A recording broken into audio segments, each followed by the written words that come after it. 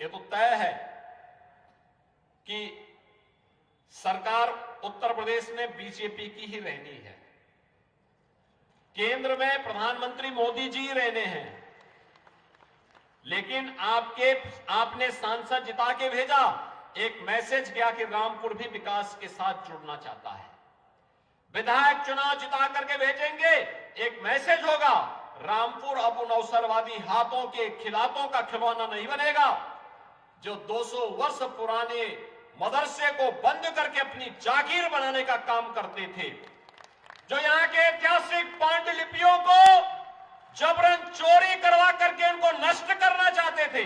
एक धरोहर थी रामपुर की, लेकिन रामपुर की इस धरोहर को नष्ट करने का काम किया गया, पांडुलिपियों को नष्ट करने का काम हुआ। राष्ट्रपिता महात्मा गांधी जिस सिटी मॉन्टेसरी स्कूल में आके ठहरते थे, उसको जबरन कब्जा करने का प्रयास हुआ। समाजवादी पार्टी ने यहां के इंटर कॉलेज को, राजकीय इंटर कॉलेज को कब्जा करने का प्रयास किया। भाइयों बहनों, स्कूल बच्चों के पढ़ने के लिए होता है, मदरसे तालीम देने के माध्यम होते हैं। 200 वर्ष पुराना पांडुलिपियां आने वाली पीढ़ी की एक धरोहर होती है, लेकिन कुछ लोगों ने उसे अपनी बपौती बनाकर के नष्ट करने का प्रयास किया, उसे खुर्द-बुर्द करने का प्रयास हुआ। और हमारी सरकार ने तो यही तो कहा कि भाई इन पांडुलिपियों की क्या गलती है, तो धरोहर की चीज है, इसको संरक्षित किया जाना चाहिए। हमारी सरकार उन्हें संरक्षित करने का कार्य कर रही है।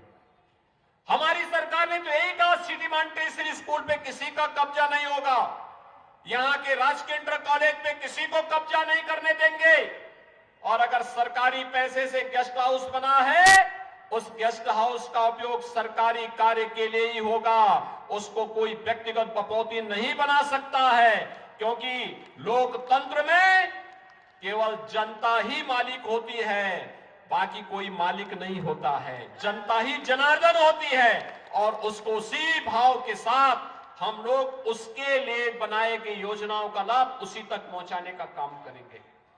भाइयों बहनों, आज आप देख रहे होंगे, कोई सोचता था कि लोगों को हर घर नल की योजना का लाभ मिलेगा? कोई सोचता था कि एक एक व्यक्ति को, गरीब को आवास की सुविधा का लाभ मिलेगा? आज तो सभी सुविधाएं उपलब्ध करवाई जा रही हैं, बिना भेदभाव के उपलब्ध करवाई जा रही हैं। और इसीलिए आज मैं आपके पास आया हूं, आपसे आह्वान करने के लिए। श्री आकाश सक्सेना एक जुझारू कार्यकर्ता के रूप में भारतीय जनता पार्टी के लिए कार्य किया है, अन्याय के खिलाफ लड़ाई लड़ा है, अत्याचार के खिलाफ लड़ाई लड़ा है।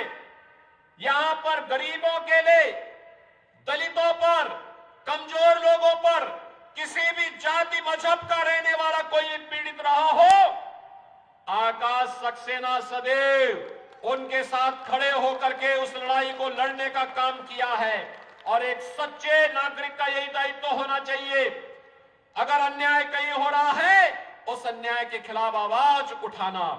और भाइयों बहनों, उस आवाज को उठाने के लिए श्री आकाश सक्सेना लगातार काम करते रहे हैं।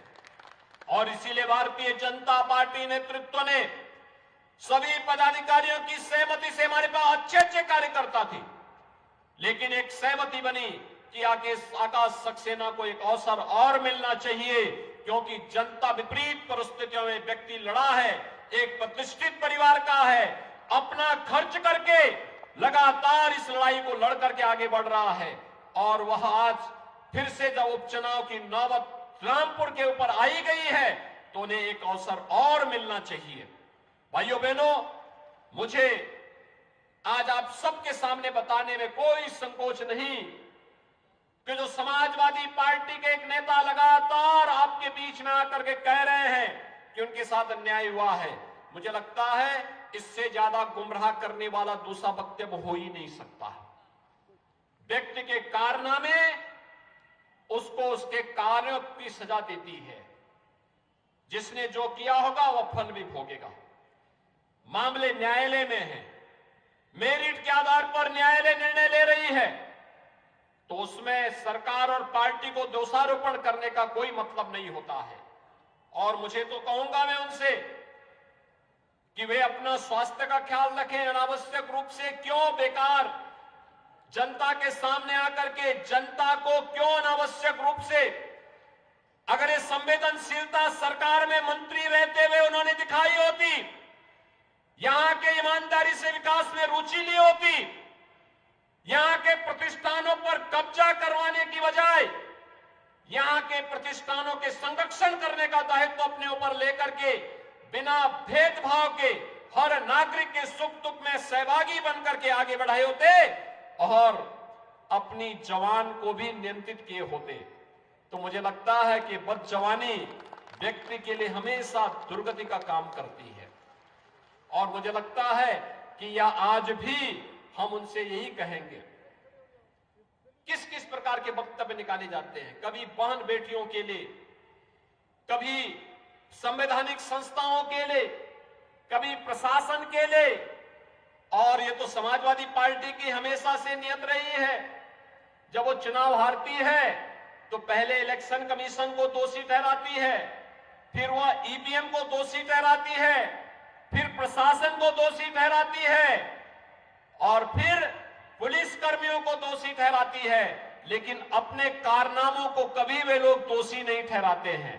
भाइयों बहनों, अगर अपने कारनामों को दोषी ठहरा करके जनता के सामने माफी मांगते, हो सकता जनता जनार्दन उन पर रहम करती, लेकिन जनता भी जानती है ये सुधरने का नाम नहीं लेने वाले हैं, सुधरेंगे भी नहीं, क्योंकि जिनकी आदत गलत हो चुकी होती है उनको सुधरने में भी मुझे लगता है कि बहुत समय लगता है और वक्त सबको सुधार लेता है।